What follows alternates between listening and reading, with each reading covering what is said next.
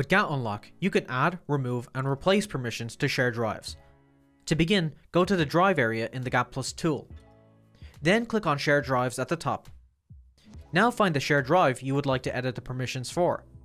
I'll do that by creating a filter that will look for a specific drive.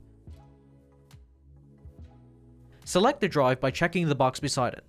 Then using the Operations button, select Members Access Management. A pop-up window will appear. There will be 4 tabs. One for adding permissions, one for removing permissions, another will replace permissions, and the last will give a summary of the changes. In the Add tab, I will be adding another user as a content manager. Now in the Summary tab, you can see that change being shown.